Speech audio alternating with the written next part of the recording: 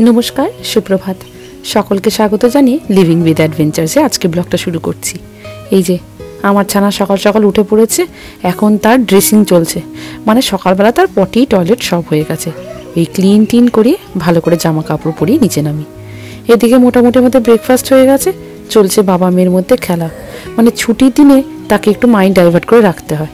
ওই যে দেখুন, এখন তার কলা খাওয়ানো চলছে। মানে ফল টল কিছুই সে নিজে দাঁতে কাটে না, জানেন, পেছন পেছন ঘুরতে হয়। যাবো আজকে ফটোশ্যুট করতে। মানে ছেলেটা হওয়ার পর বহুদিন থেকে ইচ্ছে ছিল সবাই চারজনে মিলে একটু ভালো করে ফটো তুলবো। মেয়েটাকে নিয়েও তুলেছিলাম, দাঁড়ান সেই ফটোগুলো একদিন আপনাদের দেখাবো। তাই আমি ওর বাবাকে বলেছি, যা যা মিঠির আজকে দায়িত্ব তুমি সকাল থেকে করো, আমি বাবা তাড়াতাড়ি করে হেসেলে ঢুকি, রান্নাগুলো সেরে ফেলতে হবে, কারণ ওখানে অ্যাপয়েন্টমেন্ট আছে, তাড়াতাড়ি করে বেরোতে হবে। রান্না বসিয়েছি, আর এই যে উঠে পড়েছো কেন? রান্না করবো না, খাবো না? বলো, খেতে হবে তো। এই ঘাটটা মাঝে মাঝে পাশে বেঁকে যায় বলে এখানে একটা জামা দিয়ে জাস্ট ওটাকে সাপোর্ট দিয়ে রেখেছিলাম। উঠে পড়েছো কেন? নিশ্চয়ই কোনো অসুবিধে হচ্ছে। দাঁড়াও, সব বন্ধ করি। আসো আসো, কি হয়েছে দেখি। খাবো না বলো? আমরা খাবো না দুপুরে?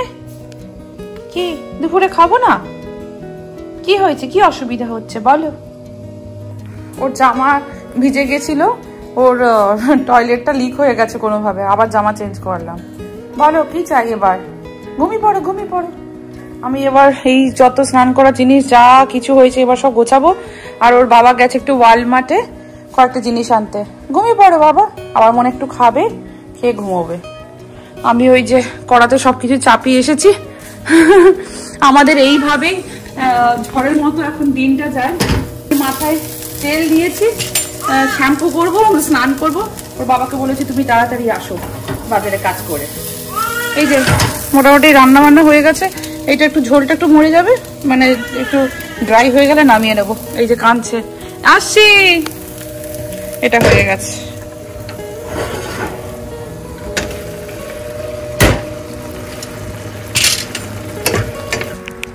বেরিয়ে পড়েছি ফটোশুট করতে। আজকের ফ্যামিলি ফটোশুট করব, প্লাস সিবলিংস মানে মিঠির সাথে মিমোর ফটোশুট করব। অনেকদিন আগে আমরা এই অ্যাপয়েন্টমেন্টটা নিয়ে রেখেছিলাম, তাই বহুদিন পরে একটু সেজেছি গুজেছি। সানলাইটটা এত ভালো লাগছে। কালকে রাতে এমনিও খুব কম ঘুম হয়েছে। কম ঘুম ইন দ্য সেন্স 5টা থেকে যা জেগেছে একদম 7টায় ঘুমিয়েছে, তার আগে 3:30টায় উঠেছে, আবার 4:30টায় ঘুমিয়েছে, মানে ঘুমিয়ে পুরো 12টা বেজে গেছে।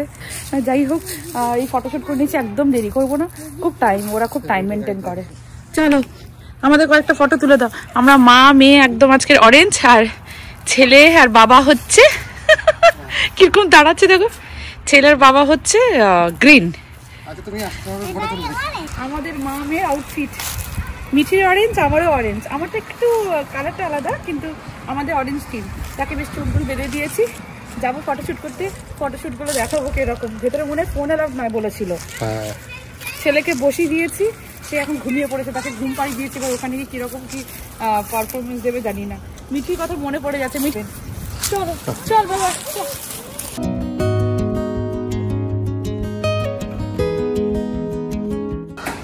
বাইরে ভালো ঠান্ডা, তাই জন্য সোয়েটার নিয়ে নিলাম, যদি ঠান্ডা লাগে। চলে আসবো, 20-25 মিনিটের রাস্তা হয়েছে। নিয়ে বসে পড়। আমি ভাত খেয়ে নিয়েছি, মিঠে ভাত নিয়ে নিয়েছি, অনেক লোক খায়নি। চলো। কতদিন পর গাড়িতে বসছি, কিরম যেন লাগছে। বাইরে বেরোলেই বেরোনো যায়, কিন্তু এমন সময় অ্যাকচুয়ালি এই টাইমটা মানে বাইরে হচ্ছে যে খুবই ঠান্ডা। সকালবেলা 6 ডিগ্রি বা 7 ডিগ্রি এরকম হয়। আর ফ্লু টাইম মানে যেহেতু ওয়েদার চেঞ্জ আছে, তো মানে ঝট করে হাওয়াটা লাগলে না সর্দি কাশিটা হয়ে যাওয়ার চান্সটা খুব বেশি। আর এই সময় নিউবর্ন, কোনো ওষুধ নেই, খুব ভয় লাগে। ওই জন্য না নিজেও বেরোই না। নিজে বেরোনো মানে বাচ্চাটাকে নিয়ে আবার বেরোনো। ওই জন্য ঠিক আছে, এতদিন যখন কষ্ট করেইছি, এত স্যাক্রিফাইস করলাম, আর না হয় কটা দিন বা কটা মাস। এই যে আমাদের এখানে পেছনে এরকম পুরো একদম পুরো ন্যাড়া, মানে গাছের কোনো পাতা সেরকম দেখতে পাবেন না। কিছু কিছু গাছের কি বলবো বৈশিষ্ট্য আছে যে সেইগুলো গ্রিনই থেকে যায়, কিন্তু কিছু কিছু গাছ একদমই পাতা পাতা থাকে না। সেগুলো হচ্ছে যে বিশেষ করে ফল কালার আপনারা যেগুলো দেখেন, ইয়েলো কালার, রেড কালার, ভীষণ সুন্দর লাগে দেখতে। তো এই সময়টা ওটা হয়। আর আমাদের ঘরের সামনে আপনারা হয়তো লক্ষ্য করেছেন, যখন আমি ভিডিও শ্যুটটা করছিলাম তখন হচ্ছে যে আমাদের ঘরের সামনে ম্যাপেল ট্রি লাগানো, আর ওইগুলো না ওই পাতাগুলো ঝরে যায় ঠিক ওই অক্টোবরের শেষের দিকে বা অক্টোবরের মাঝের দিকে। মানে পাতাটা হয় বেশিক্ষণ থাকে না, অ্যাকচুয়ালি বেশি দিন থাকে না বলতে গেলে, একদিন দুদিন থাকবে, দিয়ে একটা বৃষ্টি বা ঝড় কিছু একটা হবে, যে সব পাতাগুলো ঝরে যাবে। তো সাধারণত কি হয় আমাদের ইউএসএতে নর্থে মানে উপরের দিকে বিশেষ করে, তো ওইখানে হচ্ছে যে ফল কালার্সটা খুব ভালো হয়।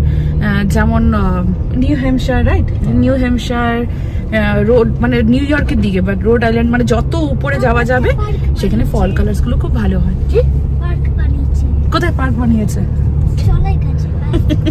যার যেটা চিন্তা তার পার্কে খেলতে ভালো লাগে।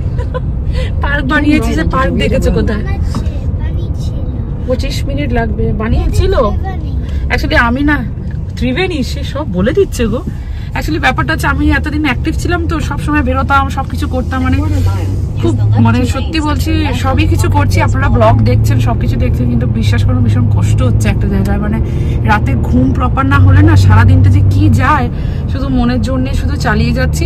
মাঝে মাঝে ওই জন্য আমার ব্লগগুলো দিতেও মানে দেরি হয়ে যাচ্ছে, বা এডিট যখন করতে বসছি অন্যান্য কাজও আমাকে স্যাক্রিফাইস করতে হচ্ছে। এই করে মিলিয়ে মিশে চলছে।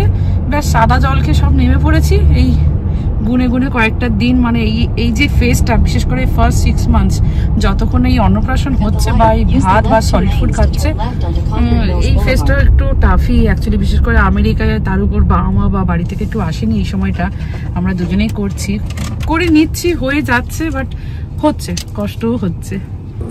মিঠি বসেছিস? মিঠির ব্যাপারটা হচ্ছে যে নিমো হওয়ার বেশ কয়েক মাস আগে, হ্যাঁ এটাই বলবো, শুরু করেছিল যে মামি পেছনে বসো। বেচারা না একা একা বসতে, ওর সামহাও ওই ফিলিংসটা চলে এসেছিল যে পেছনে একা একা বসতে ভালো লাগে না। ও সবসময় একটা কথা বলতো, তুমি বাবার পাশে বসো, তোমার পাশে কেউ আছে, আমার পাশে কেউ নেই, এরকম করে বলতো। মাঝে মাঝে ওকে টেডি দিতাম, তো মাঝে মাঝে পাশেও বসতাম। তো ওর এই ফিলিংসটা না আমার খুব খারাপ লাগতো, যে আমি জানি ওর একটা খুব মনে হয় যে ওর পাশে কেউ থাকুক। এখন তার ভাই আছে, মিঠি এখন ভালো লাগছে, ভাই পাশে আছে, ভালো লাগছে তো। এখন তার ভালো লাগছে, এখন তার বেশি কমপ্লেন নেই, তার ভাই পাশে আছে। আর আমিও সামনে একটু বসছি, কারণ একটু বেশ সানলাইটটা মুখে আসছে, এত ভালো লাগছে। বল, জ্যাকেটটা পাশে কোথায় রাখবি? তুই দে আমাকে, দে, হ্যাঁ হ্যাঁ দে আমাকে দে। চলে এসেছি, আর এটা হচ্ছে একটা স্টুডিও। আমরা প্রথমে ভেবেছিলাম বাড়িতে, কারণ মিঠির যখন আমরা ফটোগ্রাফিটা করেছিলাম তখন বাড়িতে করেছিলাম। পেছনটা না হাইওয়ে, জোরে জোরে গাড়ি যাচ্ছে, প্রচুর গাড়ির আওয়াজ।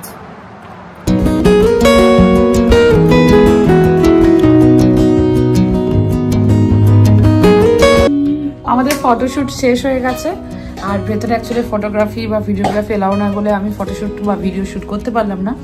তো খুব ভালো, খুব প্রফেশনাল, খুব সুন্দরভাবে ফটো তুললাম। সব থেকে বড় ব্যাপার, আমার ছেলেটা তখন পুরো ঘুমিয়েছিল, মানে কিরকম করে যে ঘুম পাড়াতে হয় না সত্যি, মানে এরা ডাক্তারের থেকে উপরে। মানে এদের মতো মানুষ হচ্ছে যে থাকলে না কোনো ডাক্তারকে লাগবে না, এরা মানুষ, বাচ্চা মানুষ করে দেবে। ভালো এক্সপিরিয়েন্স সবকিছু, মানে খুব ভালোভাবে পেশেন্স নিয়ে করলো। এবার আমাদের খুব খিদে পাচ্ছে, অ্যাকচুয়ালি আমি একটু রাইস খেয়ে এসেছি। কি হলো, থাকিস না? ওর খিদে পাচ্ছে, এবারে থাকতে পারছে না। আর আমার মেকআপের খুব নাম করছিল। চলো, বাইরে বেরিয়েছি তো একটু বেশ ভালো লাগছে। তারপর ওর মেয়েটার সাথে কথা বললাম, মানে খুব কোঅপারেট করলো, মানে বাচ্চাটাকে মানে এত সুন্দর আমার ছেলেটাকে হ্যান্ডেল করে ফটো তুললো। মানে ফ্যামিলি তুলেছে, মিঠির সাথে তুলেছে, শুধু আমার সাথে শুধু তুলেছে, অনিন্দার সাথে তুলেছে, খুব ভালো। তো আমাদের আবার অ্যাপয়েন্টমেন্ট দেওয়া হয়েছে, আবার আসবো, আর তখন ফটোগুলো এডিট করে রাখবে, যে ফটোগুলো আমাদের ভালো লাগবে সেইগুলোই নেবো। তো সেরকমভাবে না আমরা ওয়াশ করবো, তো দেখা যাক কোনটা কি নেই। এইগুলো তো লাইফ টাইম মেমোরি, ওয়ান টাইমই। ভালো লাগছে, তো তাই জন্য হচ্ছে যে বলছি যে তোমাদের ড্রেসিংয়ের কনসেপ্টটা খুব সুন্দর হয়েছে, বিকজ গ্রিন আর অরেঞ্জ রেখেছি দেওয়ালে। অ্যাকচুয়ালি ওটাকে মানে রাখলে, যেহেতু আমাদের দেওয়ালটা একটু হোয়াইট কালার, তো ওইটা রাখলে ভালো লাগবে, সেই হিসেবে আমি চয়েস করেছি। তাই জন্য খুব অ্যাপ্রিসিয়েট করছিল যে কালারটাও, কালার কম্বিনেশনও খুব ভালো হয়েছে, আর আমার বলছে যে মেকআপটা তোমার খুব সুন্দর হয়েছে, খুব কনফিডেন্সটা না হাই হয়ে যায়। ভাই বাইকে দেখবি কিন্তু, ঠিক আছে? চলো, এখানে আরাম লাগছে, জানলা বন্ধ কর। ব্যাস ঠাকুর ঠাকুর করে ভালো করে ফটোশ্যুটটাও হয়ে গেল। ছেলেটাকে নিয়ে একটু ভাবছিলাম কিরকম ভেতরে থাকবে, না না ভালো করে ঘুম পাড়িয়ে ফটোগুলো তুলে দিয়েছে উনি। ঘন্টাখানেক লাগলো, কিন্তু বড্ড খিদে পেয়ে গেছে জানেন।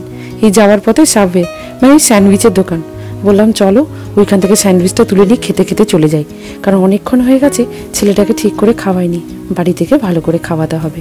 তবে একটা জিনিস আজকে ভেবে খুব ভালো লাগছে জানেন, ওর বাবা বলল আজকে পাসপোর্ট চলে এসেছে। যাকে বাবা, যেটার জন্য অধীর আগ্রহে বসেছিলাম দেশে যাওয়ার জন্য, সেই পাসপোর্টই আজকে দোরগোড়ায়। এই যে ভাই বোন মোটামুটি একটু বিকেলে খাইয়ে দিয়েছি, তারা একটু রিল্যাক্স করছে, মানে দুপুরটা সারাক্ষণ বাইরে ছিলাম তো টায়ার্ড হয়ে গেছে, তাই ওর বাবা ওই পাশেই ঘুমিয়ে পড়েছে। মানে যদি বা আমাদের এখন ঘুমের ঠিক ঠিকানা নেই, এমনিতে একটু টায়ার্ড থাকি সারাদিন, তাই ওর বাবা বললো আমি ঘুমিয়ে পড়ছি, তুমি বরং ওদের দুজনকে দেখো। দেখুন না আজকাল কি শুরু করেছে, বেডের মধ্যে শুয়ে ওই বেডটাকে জোরে জোরে টানে, চোখে দেখতে হয়, খুব যে একটা জ্ঞান আছে তাও নয়, তাও ওই আর কি, সে তার ভাইয়ের সাথে খেলা করবে, মানে সে মনে করে ভাই তার বড় হয়ে গেছে। আর দেখুন টানছে ঠিকই, উনি বাবু খুব মজা নিচ্ছেন। পাসপোর্ট এসছে, দেখি ভাইয়ের পাসপোর্ট এসেছে। হ্যাঁ ভাইয়ের পাসপোর্ট চলে এসছে, আমরা ইন্ডিয়া যাব। হ্যাঁ আচ্ছা, জানি তো তুমি যখন ছোট ছিলে তোমার এরকম পাসপোর্ট এসেছিল। উরি বাবা রে, উরি বাবা, আমাদের মিমোর পাসপোর্ট চলে এসছে। এই যে ইউএসএরই পাসপোর্ট, যেহেতু জন্ম ওর এখানে, তো এখানকারই ও পেলো। এই যে চলো চলো ইন্ডিয়া, আমরা যাব প্লেনে করে। দে বাবা দেখুন ফ্লাইটে কবে যাবো কি করে বুঝবো। আবার ভিসা, এবার নেক্সট হচ্ছে ভিসা অ্যাপ্লাই করতে হবে। হ্যাঁ সেও একটা কাজ আছে বাবা।